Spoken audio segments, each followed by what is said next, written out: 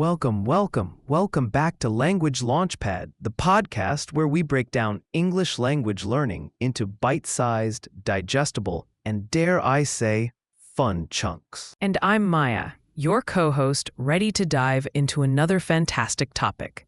Today, we're tackling something absolutely fundamental for any English beginner: how to introduce your family in English. That's right, Maya. It might seem basic, but introducing your family is one of those crucial conversational tools. Whether you're making new friends, meeting colleagues, or traveling abroad, this skill opens so many doors for connection. Absolutely. Think about it.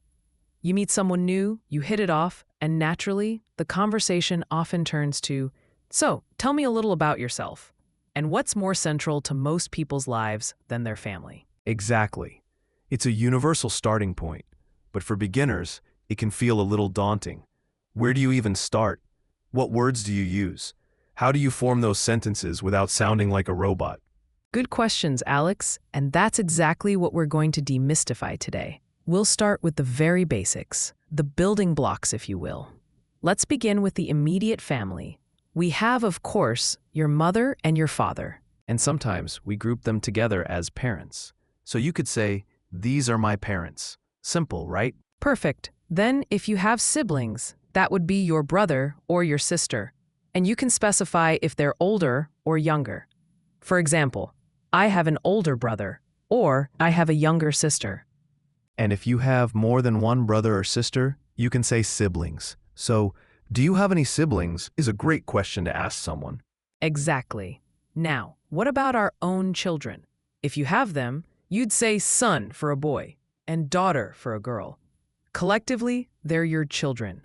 All right, so we've got the core vocabulary down: mother, father, brother, sister, son, daughter. Now, let's put these words into action with some super simple sentence structures. The easiest, most straightforward way to introduce someone is, "This is my," followed by the family member. Let's try it out, Alex. You go first. Introduce your imaginary family to me. Okay, here we go. Maya, this is my mother, Sarah, and this is my father, Robert. I also have an older brother, Tom, and a younger sister, Emily. And these are my two children, my son, Leo, and my daughter, Mia. How was that? Excellent, Alex. Clear, concise, and easy to understand. See, listeners? It doesn't have to be complicated. Just, "This is my," or "I have a." And remember, for more than one, these are my. For example, these are my parents. It's like building with Legos, right? You start with the basic bricks, and then you combine them. Now, let's expand our family circle a little bit beyond immediate family. What about grandparents? Ah, yes, grandparents. Your grandmother and grandfather. And then you have aunts and uncles, who are your parents' siblings. Their children?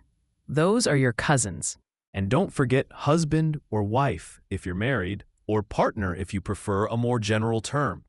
So you could say, "This is my husband, David," or "This is my partner, Sarah." Perfect. So once you've introduced your own family, the natural next step in conversation is to ask about the other person's family. You don't want to just talk about yourself. Absolutely. A great way to start is with, "Do you have any siblings?" Or "Are you married?" For a more general approach, you could say, "Tell me about your family." That's a nice, open-ended question. It really encourages the other person to share what they're comfortable with. Remember, the goal here is not just to recite names, but to engage in a genuine conversation. Now, for our beginner listeners, a common challenge is feeling nervous or worried about making mistakes. Maya, what's your advice for overcoming that fear? Oh, Alex, that's such an important point.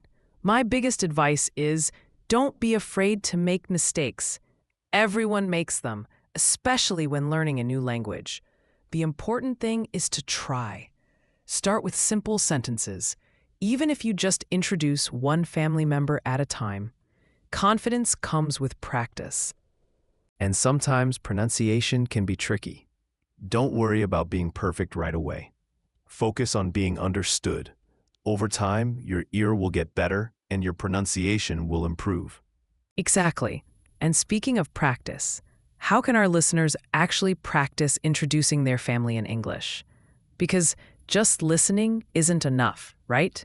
Not at all. You need to actively engage. One super easy way is to practice in front of a mirror. Pretend you're talking to someone and introduce your family out loud. It feels a bit silly at first, but it works wonders for building fluency and confidence. That's a fantastic tip, Alex. Another idea is to use flashcards. Write the English word for each family member on one side and your native language on the other. Quiz yourself regularly. Or, even better, if you have a friend who's also learning English, role play with each other. Absolutely. You can also describe photos of your family. Look at a picture and say out loud, "This is my mother. This is my brother." It connects the words to real people. And don't forget to listen to how native speakers introduce their families in movies, TV shows, or even other podcasts. Pay attention to the natural rhythm and common phrases.